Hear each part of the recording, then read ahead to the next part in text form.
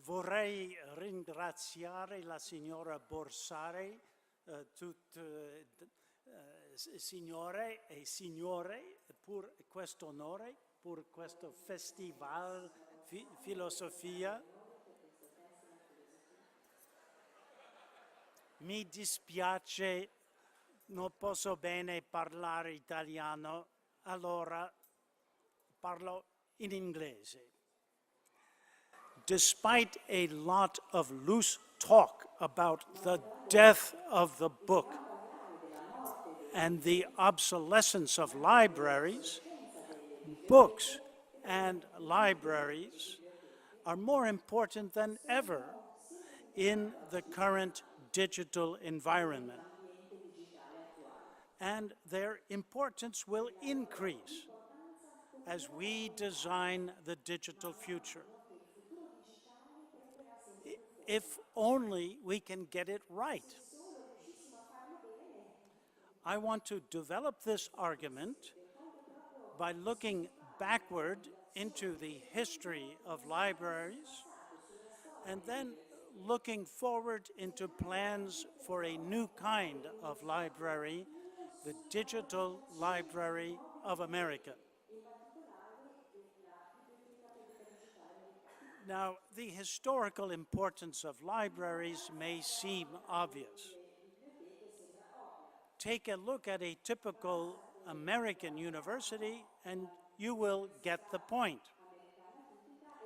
The library stands at the center of the campus and it occupies a corresponding place at the heart of the university's intellectual life. It pumps intellectual energy into every sector of the university, including laboratories where scientists download electronic journals and databases without even suspecting that they come from the library. At Harvard, the university owes its name to its library, a collection of 400 books left to the college in 1638 by one John Harvard, and it grew up around that original core of learning. Today, 377 years and 220 million volumes later, we recognize that the university's greatness has derived, above all, from the intellectual riches built up over many generations and stored in the largest university library system in the world.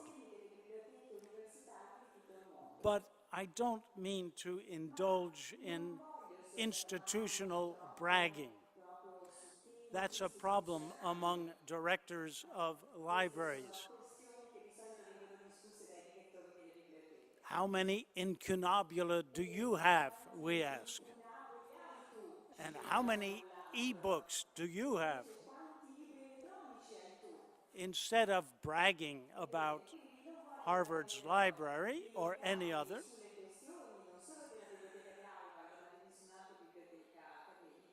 I would like to ask a question.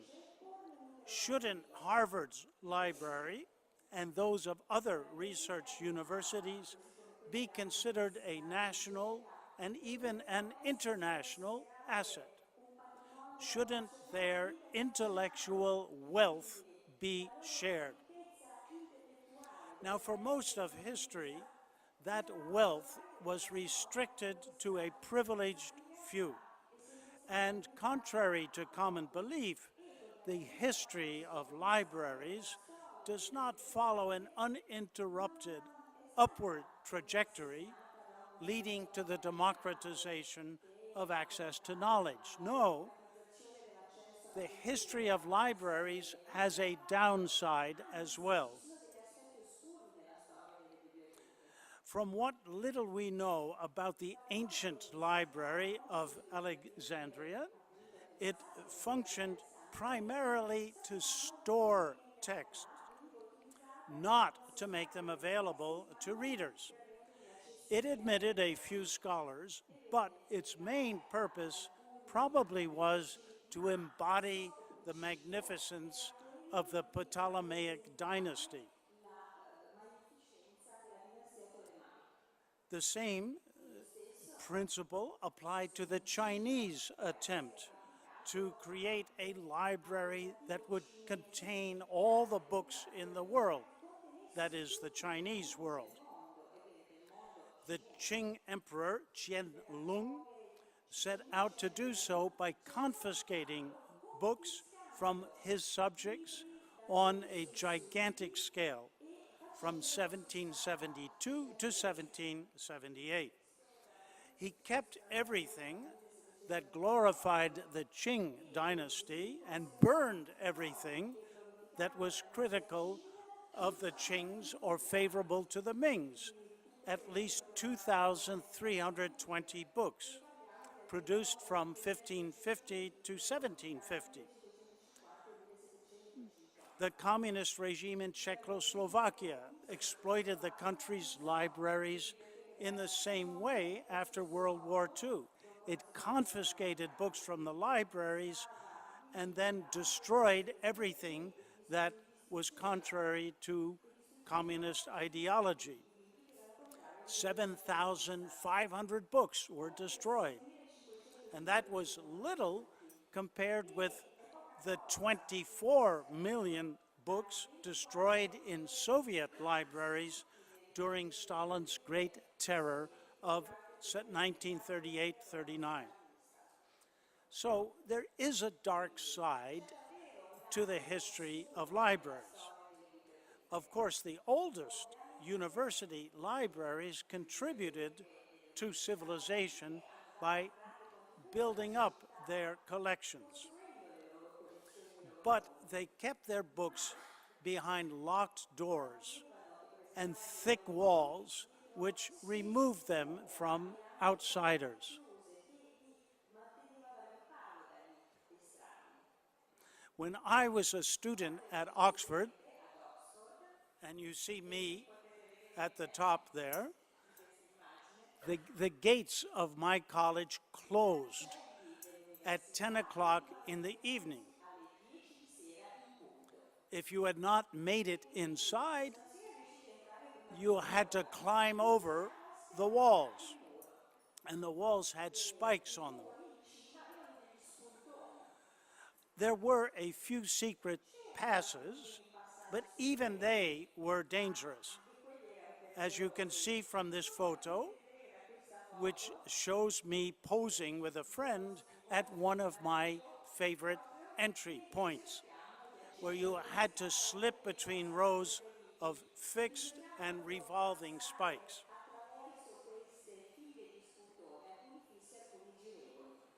As an accompaniment to the rest of my remarks, I will show more pictures of Oxford's walls, which kept its libraries safe within its colleges. So here you see the Bodleian or University Library bristling with spikes and crenellations. So I will show you ways in which universities kept people out. You will see, if you go to Oxford, walls and spikes everywhere.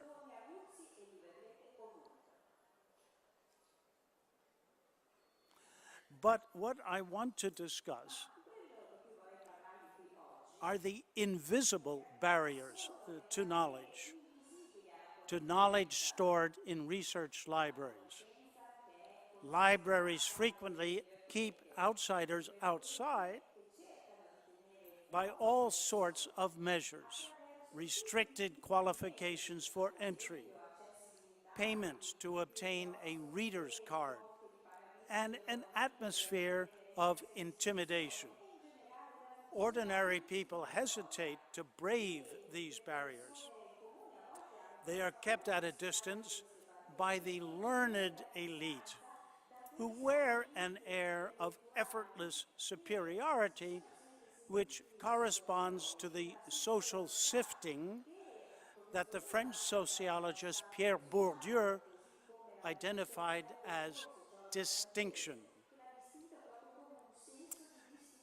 Now, a counter tendency gathered force in the Age of Enlightenment, when philosophers like Consorzio understood the diffusion of knowledge to be the most important force in history,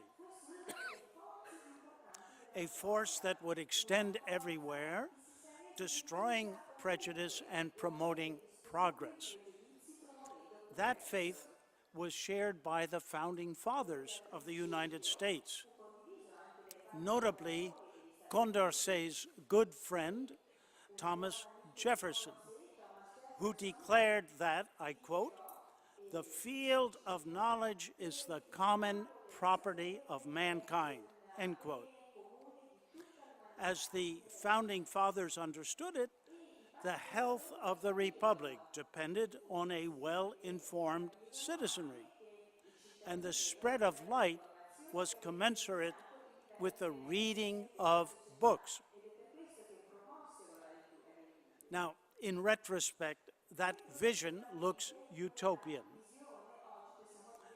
but it helped open up libraries.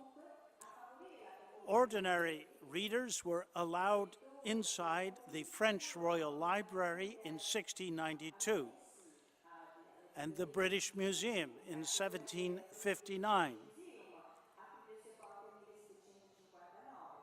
Francesco Terzo, with Muratore's recommendation, opened the Biblioteca Estense in 1750, at least in principle. In the United States, the first large public library, established in Boston in 1848, allowed any citizen to borrow books and even to take them home to read. The New York Public Library opened its great collections in 1911 to anyone who walked in off the street. It served as an informal university for generations of immigrants who wanted both instruction and access to the literatures in their native languages. The New York Library was flooded with Italian immigrants in the 19th century.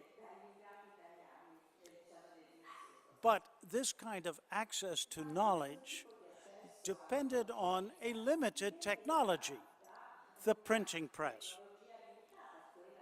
Most people in the 18th century could not read, and most of those who were literate could not afford to buy books. Today, we have the internet. We now have it in our power to realize what was a utopian vision in the Age of Enlightenment. As an example of what can be accomplished, consider the difference between two great encyclopedias. The Encyclopédie, edited by Diderot, was the Bible of the Enlightenment, and it was a marvel of intellectual production 250 years ago. 17 volumes of text by about 200 contributors. But it cost 980 livres tournois, the equivalent of 2.5 years' income for a common laborer. Wikipedia now contains 30 million articles by 77,000 active contributors, and it reaches 365 million readers free of charge.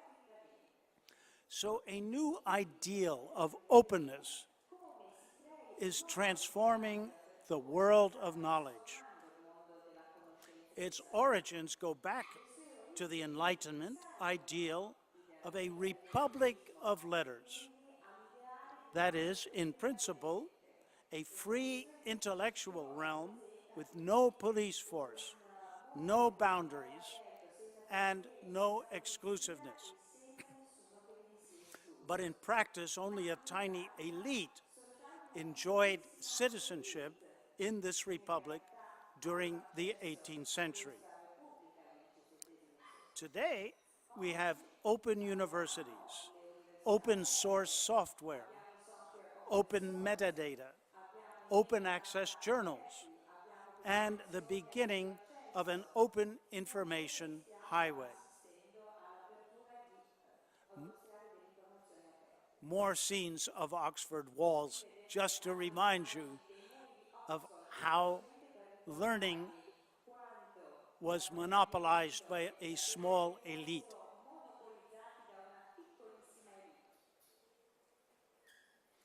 Unfortunately, however, this tendency toward openness also has a darker side, because in some ways, access to knowledge is being closed.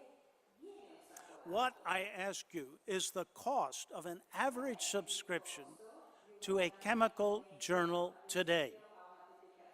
$4,044 a year for 1 year subscription. What was the cost in 1970? $33. Inflation accounts for only a small part of the increase. During the last 25 years, the price of academic periodicals went up at 4 times the rate of the Consumer Price Index. 1 year subscription to the Journal of Comparative Neurology costs $30,860. The equivalent of 600 monographs. 3 giant publishers, Reed Elsevier, Wiley Blackwell, and Springer, now publish 42% of all academic articles, and they make giant profits from them. In 2014, Elsevier turned a 39% profit on an income of £2.1 billion only from its science, technology, and medical journals.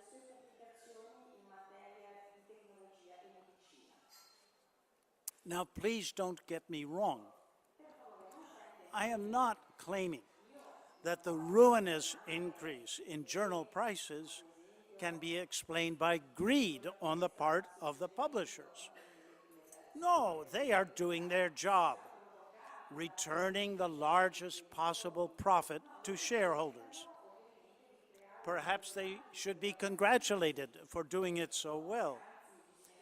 But their success should give us pause, because it illustrates the negative counterpart to the trend toward openness that I was just celebrating, namely commercialization, a trend toward closing access to knowledge.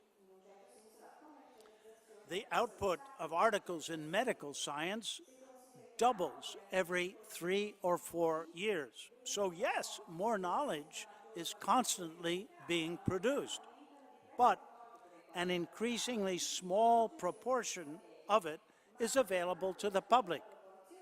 Why? Libraries can no longer afford the prices. The average price for a medical journal was $12 in 1970. Now it is $1,470. All over the United States, libraries are canceling subscriptions to academic journals because they are caught between decreasing budgets and increasing costs. The logic of the bottom line is inescapable. But there is a higher logic that deserves consideration, namely that the public should have access to knowledge produced with public funds. The United States Congress acted on that principle in 2008 when it required that articles based on grants from the National Institutes of Health be made available from an open access repository, PubMed Central. But lobbyists for the publishers blunted that requirement by getting the NIH to accept a 12-month embargo to prevent public accessibility long enough for them to cream off demand. The lobbyists are still at work trying to block the Fair Access to Science and Technology Research Act, which would give the public free access to the publication of all research funded by federal agencies with budgets of $100 million or more. Will this act make it through the U.S. Congress? No one knows. Now, the battles over journal prices illustrate a conflict between two tendencies that will determine the digital future: democratization versus commercialization. Now, I don't mean to reduce a complex situation to a simplistic formula. We have to find some way in a real world of wealth and power to find an equitable balance between private interests and the public good. We therefore face a fundamental question. Have we got the balance right in the world of books and libraries?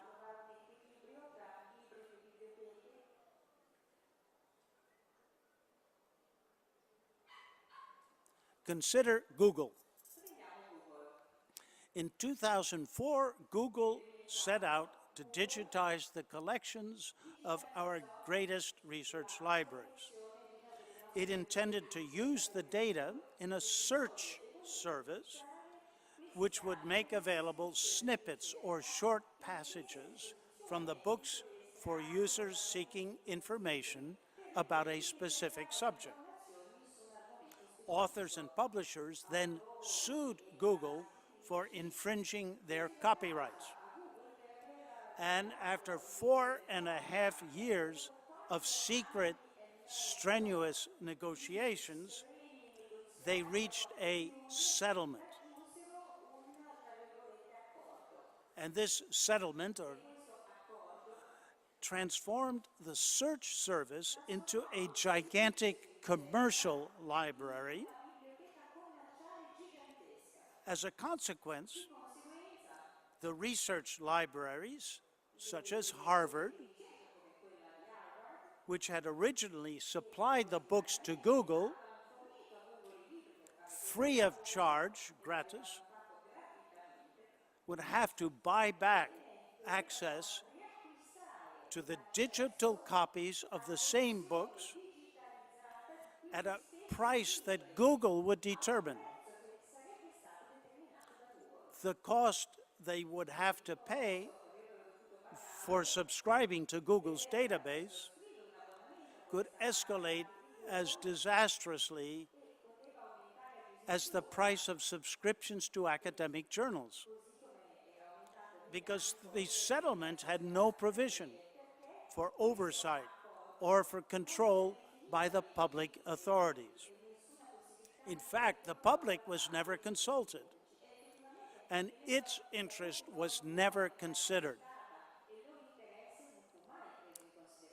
Fortunately, a New York federal court refused to authorize the settlement on the grounds that Among other things, it would create a monopoly in violation of the Sherman Antitrust Act. Google was actually proposing a monopoly of a new kind, a monopoly of access to information. It would have privatized a vast stretch of the public domain and collected a toll from anyone who tried to enter its fenced-off territory. It was an audacious and in some ways a thrilling project, and it raised the prospect of finding a democratic alternative to a commercial speculation.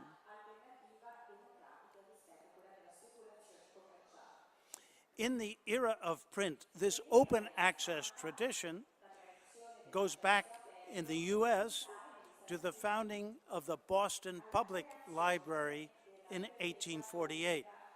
The inscription carved over its main entrance says, "Free to all." Now that we have entered the digital age, we can do better. We can make all of the material in all of our research libraries available to everyone free of charge. That is the basic idea behind the Digital Public Library of America. On October 1st, 2010, long before Google Book Search was rejected by the court, we invited at Harvard leaders from foundations, libraries, and computer science to meet at Harvard and discuss the possibility of creating a digital public library of America, the DPLA. The foundations would combine forces to provide the funds. The libraries would combine forces to provide the books. We created a steering committee, a secretariat with a small staff, and work groups scattered around the country. Thousands of people participated. Everything was discussed openly in large meetings in San Francisco, Chicago, and Washington. So groups like this one, and then we hired artists to make illustrations of ideas that people had. And so we had a national debate about how to create this library. The debate was often electronic. Through email, listservs, websites, wikis, and blogs. There was streaming, texting, tweeting, a running debate about every aspect of the plans in which everyone had a chance to be heard. At the same time, there was enough coordination from the Berkman Center at Harvard for the DPLA to be launched successfully on April 18th, 2013. Now that the DPLA has celebrated its second birthday, its collections include 10 million books and other objects, 4 times the amount that it offered when it first went online. They come from 1,600 institutions located in all 50 states, and they are being widely used. Millions of visitors have consulted the DPLA's website,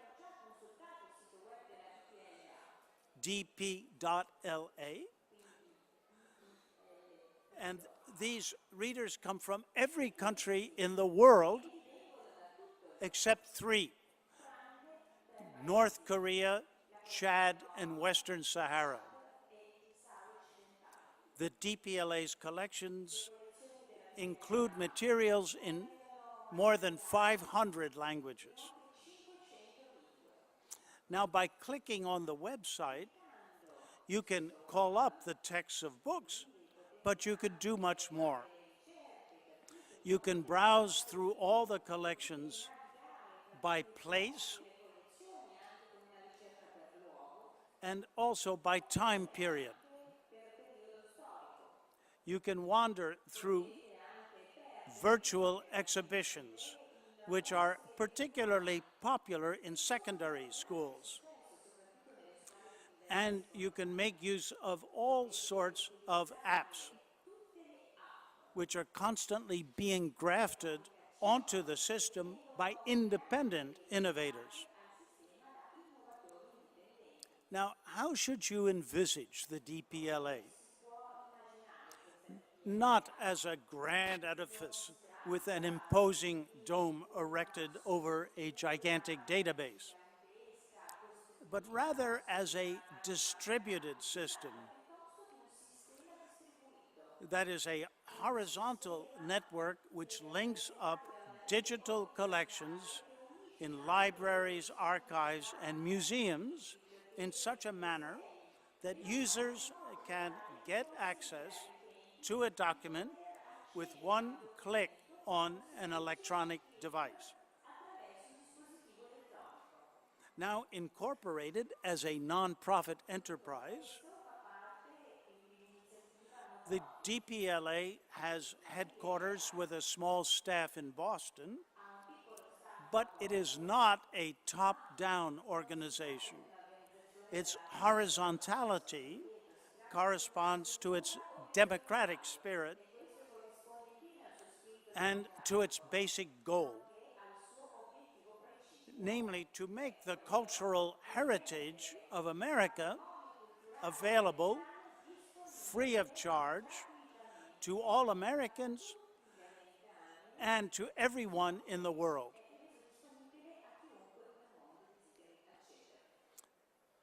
Far from intending to serve an exclusive audience, such as the elite who have access to university libraries, the DPLA is designed to meet the needs of many different publics. Students of all ages, seniors in homes for the elderly, researchers without institutional contacts, readers of every kind, including those who merely want to deepen their enjoyment of literature. It is organized in hubs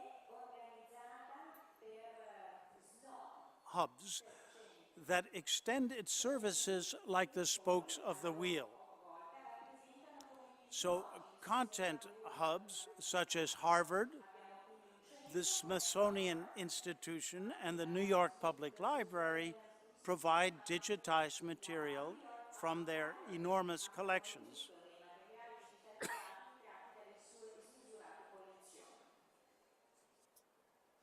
We also have service hubs. They aggregate other collections and they develop networks at the state level.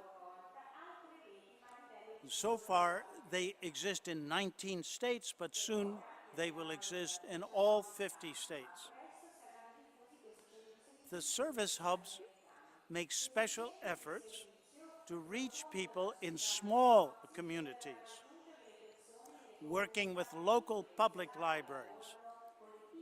The libraries invite everyone in a town or an urban neighborhood to bring in diaries, letters, family photographs, and other items stored in attics or trunks. The material is digitized, supplied with metadata, curated, and preserved. In this way, communities sharpen their awareness of their own culture and history. And at the same time, their local collections are integrated in a national network which grows organically every day. A new program has just been funded to develop community-based digital repositories and new advanced software for the back end or connective tissue that unites the entire system. Of course, the DPLA cannot reach every town in the United States. It relies on volunteers, including a small army of community reps who stimulate activities within designated areas. There are now 300 community reps scattered through all 50 states, and the DPLA is also developing a program to train librarians in public libraries to acquire the special skills that will be needed to launch digital projects in their communities. Here is an example of material available to users who are interested in small town life in one state, Minnesota, or who are interested in agriculture and agronomy. Many of these services are aimed at schools. Recently, the DPLA formed a partnership with a public broadcasting system to provide specially designed and curated materials to teachers and students. And in another new program just announced at the White House in April of this year, the DPLA will cooperate with publishing houses to provide free e-books along with tablets and other reading devices to children in low-income families.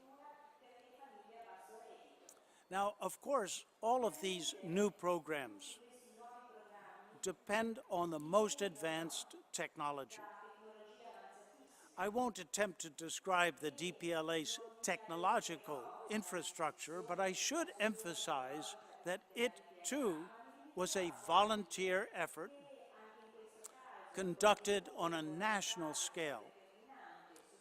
For 2.5 years, 1,100 computer scientists submitted ideas which were combined and integrated by a team of experts at Harvard University.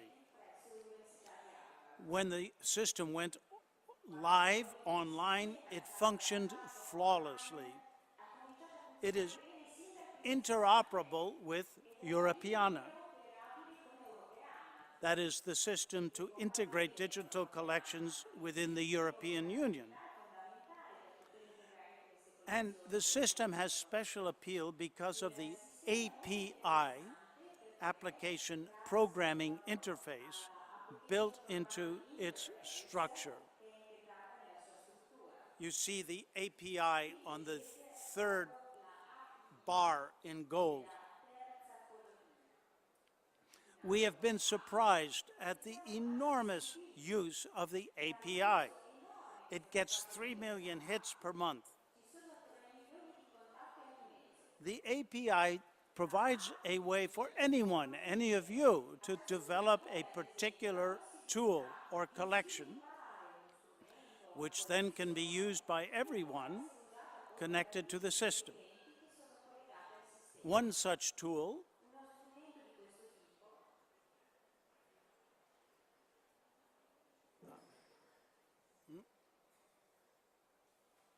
c'è il problema.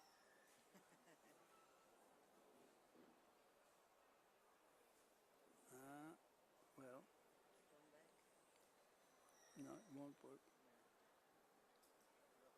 Oh, non importa. There is one tool called Bookshelf,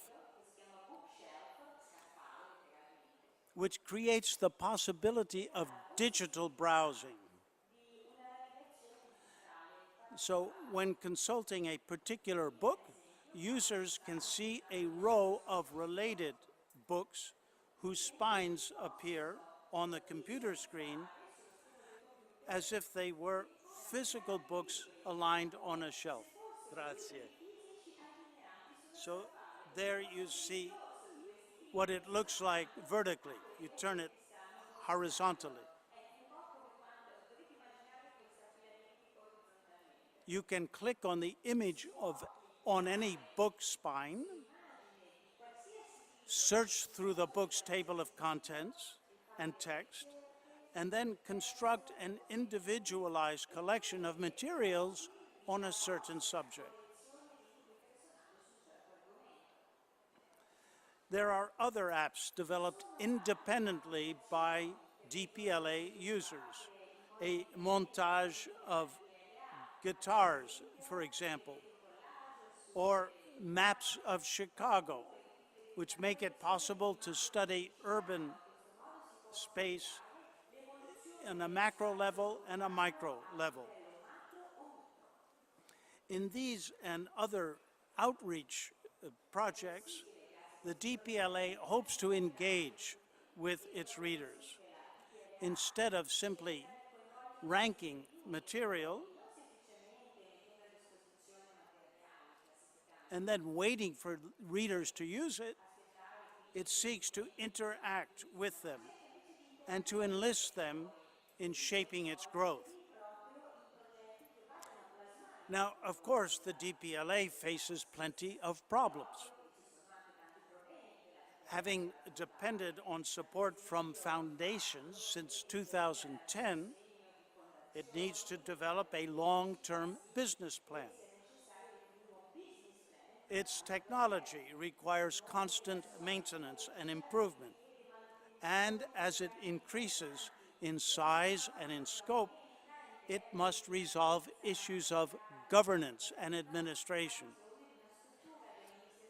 But the biggest problem, strange as it may seem, is legal.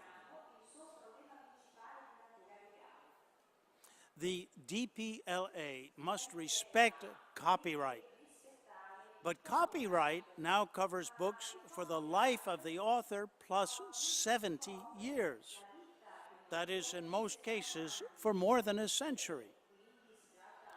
Everything after 1964 and most books published after 1923 are excluded from the DPLA's collection.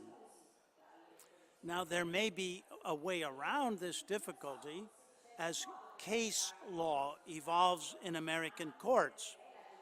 Some recent court decisions favor a broad construction of what we call fair use.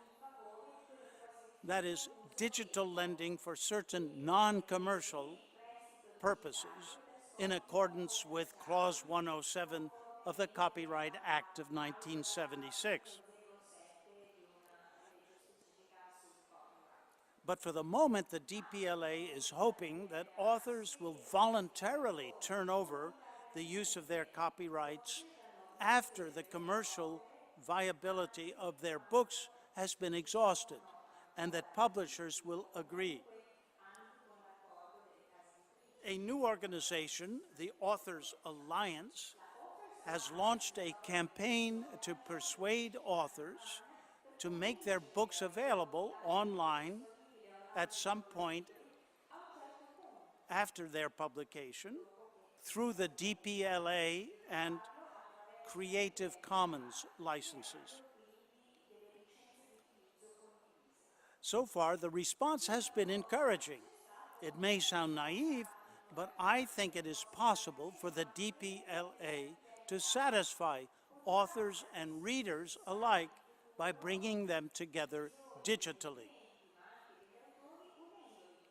So despite the pressure of commercialization, the DPLA has tapped a vein of public spirit that is both utopian and pragmatic. It draws inspiration from the age of the Enlightenment, but it is designed to serve the needs of the 21st century.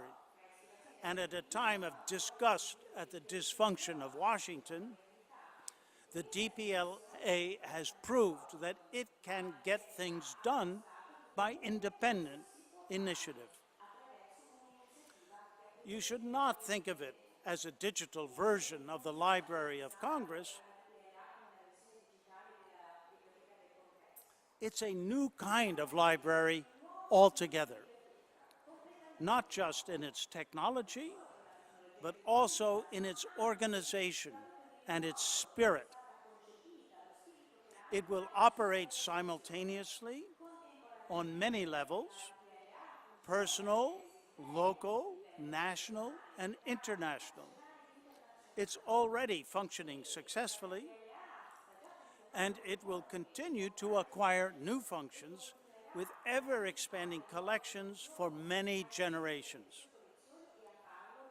Of course, technology will also continue to change, and the DPLA will have to change with it in the future. But if we can get it right now, we can help shape that future. For the first time in history, we can make the cultural heritage of humanity available to all humans. We have the technology, the know-how, the resources, and the will. We have taken the first steps, and now we have to get the job done. Thank you.